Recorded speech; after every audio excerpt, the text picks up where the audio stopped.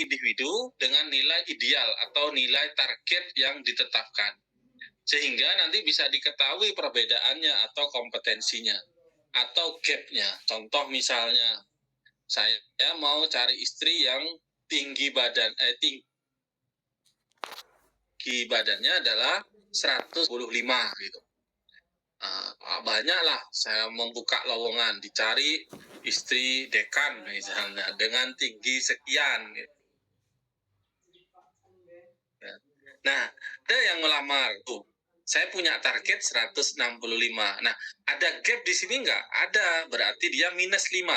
Kan gitu ya. Nah, beda juga, ada yang pendaftar tingginya 170. Padahal ideal yang saya inginkan adalah 165. Berarti ada gap nggak? Ada. Tapi gapnya adalah gap positif, yang satunya tadi ada gap negatif. Sampai sini paham?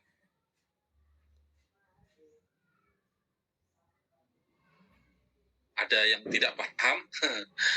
Baik, saya lanjutkan. Nah, profil matching ini banyak dipakai dalam manajemen SDM yang diperlukan untuk satu jabatan. Misalnya penentuan atlet, nah ini profil matching. Penentuan petugas paskibraka, ini profil matching. Penentuan presiden BEM, nah ini profil matching. Nah, yang penting Anda bisa menentukan kompetensi-kompetensi atau kriteria-kriteria yang dibutuhkan. Dan bisa diambil nilainya. Nilainya pasti lebih ke arah numerik, angka. Kalau sangat cantik, susah toh ngukurnya. Kurang cantik, susah ngukurnya. Nah, jadi harus yang number, harus yang numerik. Atau bahasanya adalah lebih ke arah kuantitatif.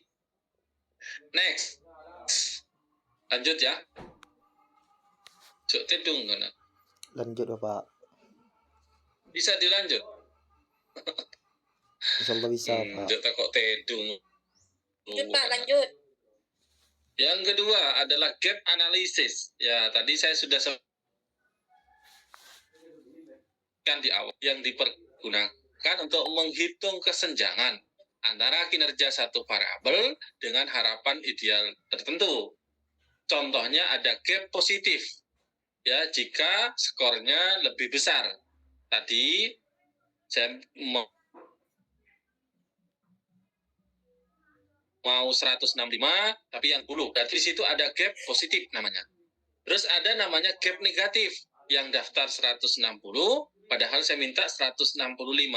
Berarti dia masuk kepada gap negatif. Nah, semakin ada maka semakin baik. Gimana itu Pak? Ya kalau gap, mau gap positif mau gap negatif, yang penting gapnya tidak terlalu jauh. Itu semakin baik. 24 dan ada yang 166, maka itu lebih baik daripada 175 atau 170 atau tadi 160. Ya, itu adalah gap analysis.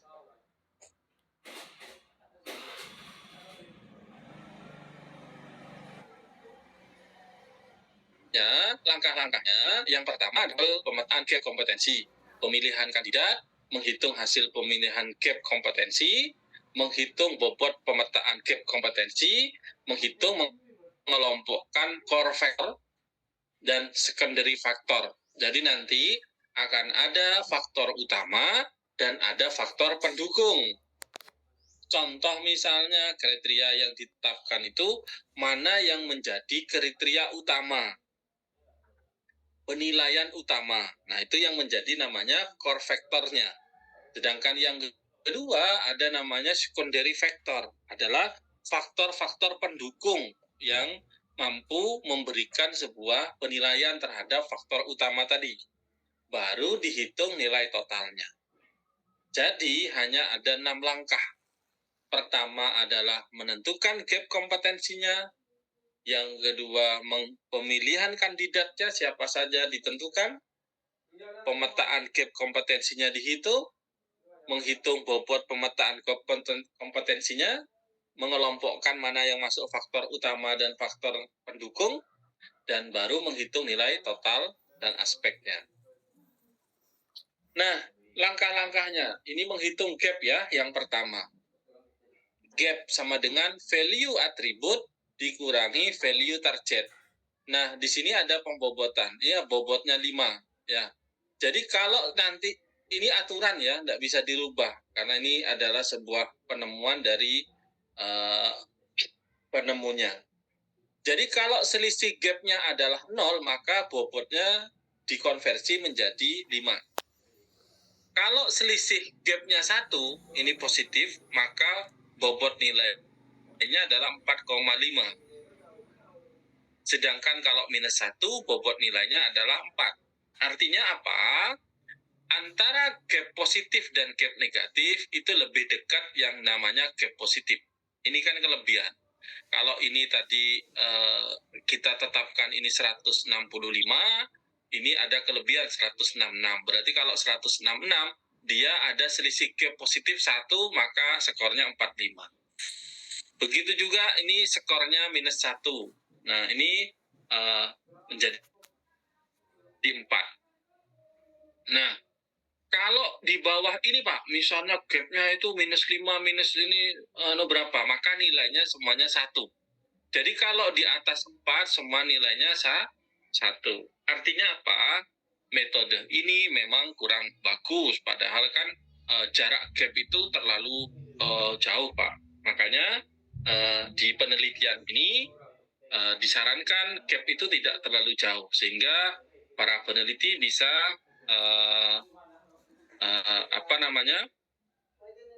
bisa ditentukan. Baik, berikutnya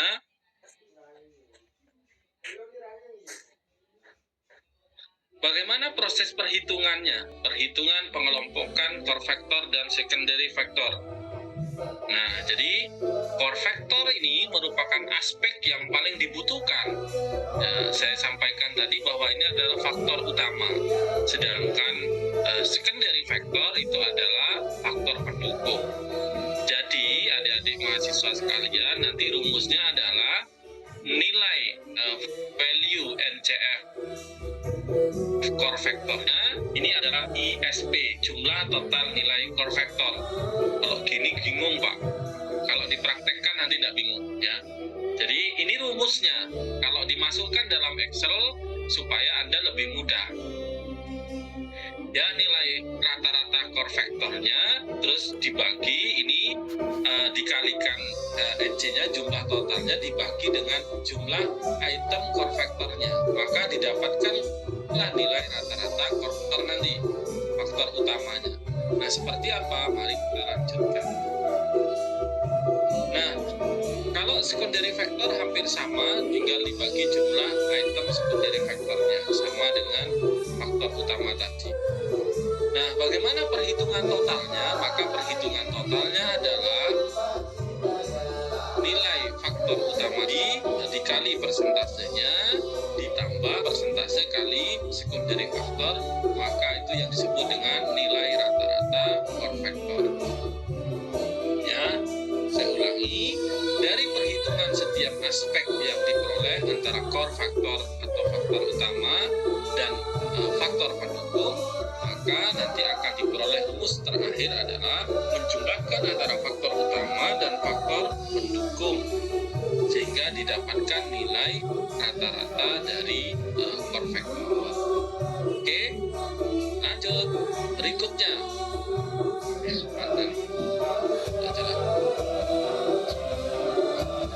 Oke, langkah terakhir adalah perankingan. Jadi mulai SPK itu nanti ujung-ujungnya perankingan, mencari mana yang diprioritaskan.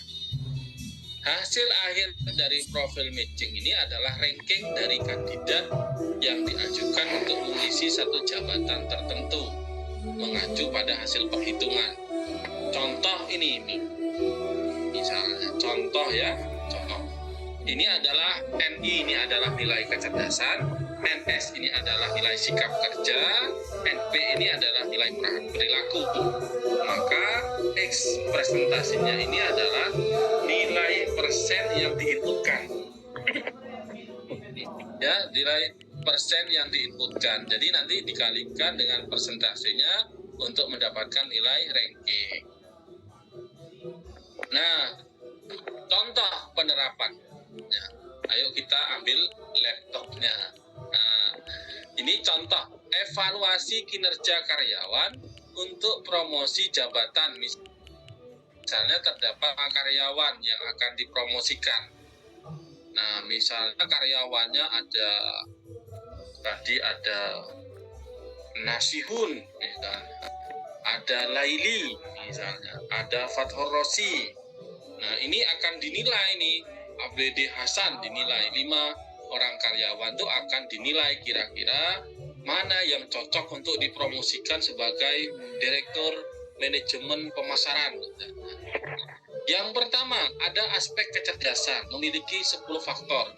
Common sense, verbalis ide, sistematika berpikir, penalaran solusi real, konsentrasi, logika praktis. Ini adalah faktor-faktor yang dimasukkan dalam aspek kecerdasan. Berarti ada 10 faktor. Nah, dari 10 faktor ini nanti ditentukan mana yang faktor utama dan mana yang faktor pendukung. Nah, makanya nanti kalau adik-adik melakukan riset, penelitian, mengangkat metode menggunakan profil matching, bagus ini. Toh misalnya, bagaimana sih direktur sebuah apa saja. Nah, dicari nih. Nah, ini salah satu aspek kedasar. Berikutnya, setelah ini didapat, maka kita coba lakukan proses aspek-aspek berikutnya. Aspek sikap kerja ada 6 faktor, energi, ini. Aspek perilaku ada 4 faktor, komplain dan seterusnya. Ya, berarti tadi ada 3 faktor ya, ada 3 faktor. Setelah itu, mari kita hitung ada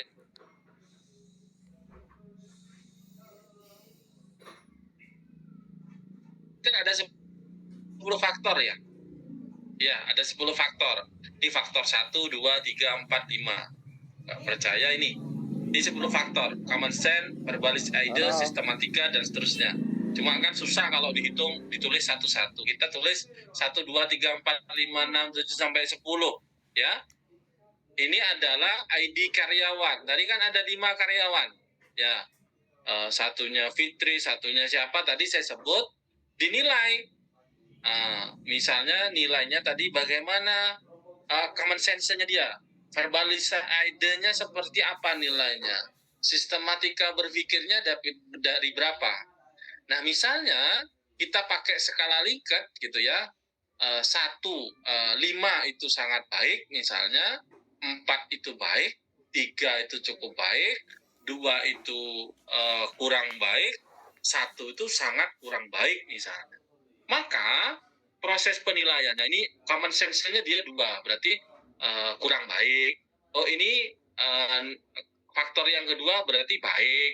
Yang ketiga cukup baik, kayak gitu. Nah, ini menggunakan skala Likert yang kita harus tentukan. Dari sini paham dulu atau masih bingung? Paham, Bapak. Paham ya? Paham, Pak. Oke. Tak silain tak nyaut karena Pak Kunan atau Paham, Pak. oh Paham, Pak. Dulu yuk, masuk ya. Oke. Lanjut ya. Nah, ini didapat ya, saya rubah. Ini kan sudah didapat dari ini kan didapat dari perhitungan. Bisa dengan cara survei gitu. Di survei nih dapatkan ini. Tadi berdasarkan tahapan profil matching, ini langkah yang pertama adalah menilai ini. Langkah kedua adalah menghitung nilai gap-nya tadi. Sebuah perusahaan ini adalah nilai ideal perusahaan. Ya. Ini perusahaan yang menentukan bahwa faktor 1 nilainya harus 3, faktor 2 nilainya harus 3, faktor 3 harusnya nilai 4, 3, 4. Ini yang menentukan adalah sebuah perusahaan yang ini disebut dengan nilai idealnya. maka dilakukanlah proses perhitungan namanya gap. Nah, langkah kedua ini menghitung gap. Hitung 2 kurangi 3 minus 1. 3 kurangi 3 0. Kurangi 3 berarti plus 1. 3 kurangi 3 berarti 0. 3 kurangi 3 berarti 0. Oke. Berikutnya 4 kurangi 3 plus 1. 4 kurangi 3 plus 1. 4 kurangi 3 plus 1. 5 kurangi 3 plus 2. 3 kurangi 3, 0. Begitu selanjutnya. Inilah yang disebut dengan nilai gap. Sampai sini paham? Paham. Alhamdulillah, Pak. Alhamdulillah paham, Pak. Alhamdulillahnya aman. Lanjut ya. Oke. Setelah dapat nilai gap tadi, kan sudah nilai gap nih tadi, menghitung gap kinerjanya ini. Tadi kan nilainya ini ya. Nah, ini kita kan dapat nilai gap ini. Ya, nilai gap ini. Maka selanjutnya ini namanya yang gap aspek kinerja tadi dengan cara yang sama. Tadi kan kecerdasan tuh. Ya, ini aspek kinerja yang lain. Dengan cara yang sama gap. Ya. Jadi diperoleh nilai gap. Maka masuk ke aspek yang berikutnya. Aspek perilaku. Dengan cara yang sama dihitung. Ini adalah nilai ideal yang ditetapkan oleh perusahaan. Tidak diperoleh nilai gap. Maka selanjutnya kita ambil salah satu contoh, misalnya K11, karyawan 1 tadi. Ya, untuk kecerdasan saja dulu. Kita ambil 1 ya. Bahwa tadi nilai gapnya adalah minus 1, 1, minus 1, minus 1, minus 1, minus 2, 0, minus 2, minus 1, minus 1. Kita lihat di atas tadi.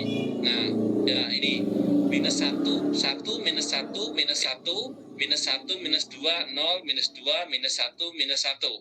Masih ingat cara mengkonversinya? Nah, ini adalah konsep cara mengkonversinya. Maka nanti di dalam Excel dibuatkan rumusnya. Jika minus 1, maka konversinya adalah 4. Jika plus 2, maka konversinya 3,5. Jika minus 2, maka konversinya 3. Mari kita lihat. Ini adalah nilai gap tadi. Yang diperoleh dari langkah yang pertama. Langkah kedua adalah hasil bobot nilai, mengkonversi namanya. Nih, kalau minus 1 tadi nilainya 4. Kalau plus 1 nilainya 4,5. Minus 1, 4, minus 1, 4, minus 1, 4. Minus 2 itu 3. 0 itu 5, minus 2 itu 3, minus 1. Ini adalah nilai namanya konversi. Ya, konversi. Oke. Dengan cara yang sama juga untuk sikap kerja, tadi kan diperoleh ini nilai gap-nya. Maka dilakukan namanya konversi nilai gap ini. Nah, ini namanya konversi nilai gap-nya. Oke. Dengan cara yang sama juga, dengan aspek perilakunya, ini adalah nilai gap-nya, ini adalah nilai konversinya. Langkah ketiga setelah mendapatkan nilai konversi tadi, maka langsung melakukan menghitung nilai core factor dan secondary factor. Contoh. Tadi kita kan punya 10 faktor ya, adik-adik mahasiswa. Ini faktor 1, 2, 3, 4, 5, 6, 7, 8, 9, 10 ya. Yang masuk pada faktor, core faktor itu adalah aspek 1, 2, 5, 8, dan 9. Ini masuk 1, 2, 5, 8, 9. Ini namanya faktor utama. Bagaimana cara menentukan itu masuk faktor utama atau faktor tambahan? masuk core factor atau secondary factor itu bebas. Caranya harus belajar dari pengalaman, harus bisa menentukan. Setiap orang bisa beda-beda. Misalnya si Hasan misalnya. Oh, menurut saya itu tidak masuk faktor utama itu, Pak. Boleh, boleh. Yusron misalnya berpendapat bahwa Pak, yang masuk faktor utama itu adalah faktor yang ketiga. Yang tadi apa faktor ketiga itu? Sistematika berpikir, Pak. Ini masuk faktor utama karena itu bagian dari kecerdasan. Ya, ini namanya contoh kan, tidak perlu diperdebatkan. Nah, kalau kamu pengen mau menentukan faktor utama, faktor tambahan ini, kalian harus konsultasi dengan dosen pembimbing. Itu fungsinya dosen pembimbing. Nah, saran saya kalau kalian tidak hebat-hebat programming, kuasai SPK ini, maka Anda akan melenggang sempurna pada saat ujian tugas akhir, terutama di profil matching ini. Nah, ya, jadi kapan menentukan ini masuk faktor utama, ini harus sepakatan. Karena ini contoh, maka contoh ini mengatakan bahwa yang masuk faktor utama itu adalah faktor 1, 2, 5, 8, dan 9. Sedangkan 3, 4, 6, 7, 10 ini masuk pada faktor tambahan atau secondary faktor. Maka dengan rumus tadi yang tadi adalah kayak yang jelimet ya, kayak gini nih. Nah, ini kalau dikonversi gini. Nah, ini adalah faktor 1 nilainya 4. Ini adalah faktor yang kedua nilainya 4,5. Ini adalah faktor kelima nilainya 3. Mana ya kok? Oh, ini 4 ya. Seharusnya 4 ini. Jadi ini adalah 4. Terus baru masuk ke faktor ketiga, ini adalah, oh ini 3 ya. 3. Oh ya bener nih. Ini seharusnya 3, biar enggak bingung kalian. Terus ini nilainya 4. Terus dibagi berapa? 5. Kok 5, Pak? Karena jumlah yang masuk di faktor utama itu ada 5. 1, 2, 3, 4, 5. Gitu. Jadi yang dimasukkan tuh nilainya ini. 4, terus 4,5, terus 4, 1, 2, oh ini ya. Ini secondary ya. Keliru ini, kebalik. Jadi yang masuk faktor utama itu adalah 4,5. Nah, ini masuk secondary ya. Core factor ini adalah faktor utamanya. Kalau di contoh ini core faktor dari aspek kecerdasan adalah 1, 2, 5, 8, 9. Ini kebalik ya. Oke. Dengan cara yang sama tadi, kalau sudah kita dapatkan pengelompokan konvektornya, maka aspek kinerjanya juga begitu. Mana yang masuk secondary faktor, mana yang ini. Nah, ini dikatakan bahwa core faktornya adalah 1, 2, 5. 1, 2, 5. Maka didapatkan 5, 5, 5. Ya. Terus secondary faktornya adalah 4,5, 3, 1. Dibagi 3, karena 3, 3. Pak, apakah harus seimbang? Kalau itu 3, 3 tidak. Bisa saja core factornya itu adalah 2, ya dibagi 2. Misalnya yang masuk core factor itu adalah 1 sama 5. Maka secondary faktornya adalah ada 4, kayak gitu. Jadi tidak harus seimbang. Ini contohnya kan tadi seimbang nih. Ini ada 5, terus ada 5. Ini ada 3, terus 3. Tidak harus seimbang kayak gitu. Berikutnya, kalau sudah didapat, masuk pada nilai total namanya. Jadi aspek kecerdasan tadi, bahwa kalau aspek perilaku tadi, nilai core factor utamanya dikalikan 60%, terus yang secondary faktornya adalah 40%. Harus begini, Pak? Tidak. Yang menentukan persen ini adalah kalian. Atau namanya decision maker. Bisa direktur, bisa general manager yang menentukan. Berarti pengalinya Ini 60% ke core factor, 40% ke secondary factor. Maka tadi kan sudah didapat nih 3,9. Nah, didapatkan 60 kali ini, terus 40 kali 4. Ini adalah core faktornya, ini adalah secondary faktornya, ini adalah nilai dari aspek kecerdasan tadi. Nah, berikutnya dengan cara yang sama, karena sudah ditetapkan core faktornya ke 60%, sub faktornya 40%, didapatkanlah ini. Untuk yang ini, core faktornya adalah 4,5, terus secondary faktornya 4,5, didapatkanlah nilai aspek 4,5. Maka langkah terakhir adalah rankingan tadi nanti oleh karyawan, misalnya persentasenya 20, 30, 50. Ini maksudnya apa, Pak? Tadi kan ada subfaktornya itu. Ada kecerdasan, ada perilaku, ada berapa. Nah, ini dibobotkan juga. Nah, sebagai pengali. Nah, sehingga nanti hasil nilai tadi dikalikan bobot ini, dikalikan nilai bobot ini, dikalikan nilai bobot ini, terus didapatkan adalah hasilnya ini. Jadi rankingnya adalah 4,276. Siapa yang dapat nilai akhir 42,76, maka nanti baru dinilai dari kelima karyawan. Ini kan masih satu karyawan.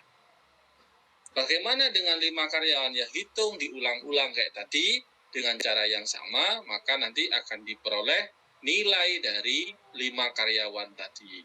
Ini adalah nilai akhirnya. Maka kalau dengan begitu di ranking, maka karyawan 1 adalah ranking pertama. Karyawan 4 masuk ranking kedua. Karyawan 3 masuk ranking 3. Karyawan 5 masuk ranking 5. Berarti kalau memang diambil 1, dialah yang akan menjadi seorang manajer. Begitu ceritanya. Apakah ada pertanyaan? Mana boleh? Mayu. Mayu di. Mayu di. Ada pertanyaan? Ilang di pada full. Mayu di. Tidak? Ada, Pak. Nggak ada. Baik. Kalau tidak ada, saya kasihkan contoh perhitungan Excel-nya dan silahkan dikerjakan latihannya. Dan ada latihannya. Baik, ini contohnya.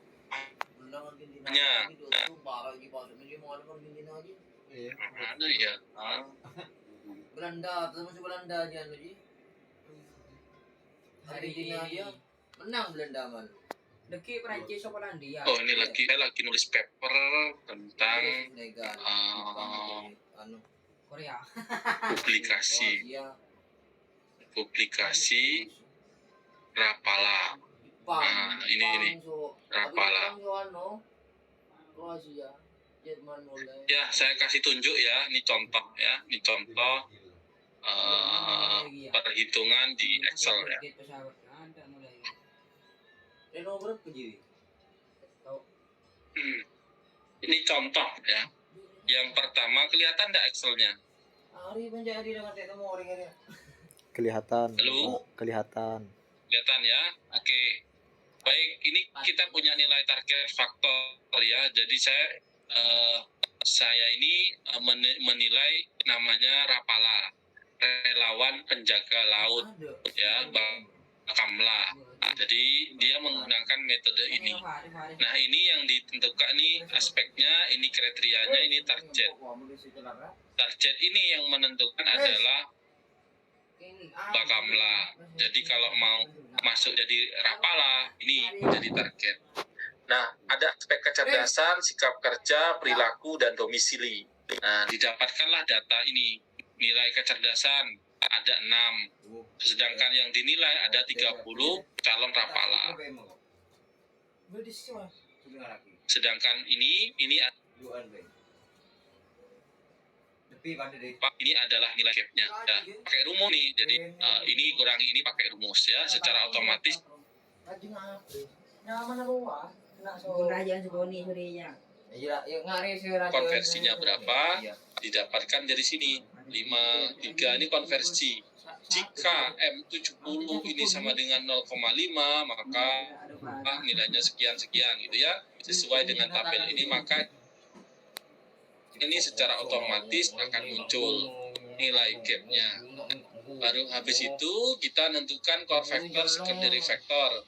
Yang masuk dari core factornya itu adalah yang masuk M100 ya. M100 yang masuk adalah secondary 1, 2, sama 4. Sedangkan yang masuk secondary factor itu adalah 3, 4, 3, 5, 6. Jadi ini hasilnya.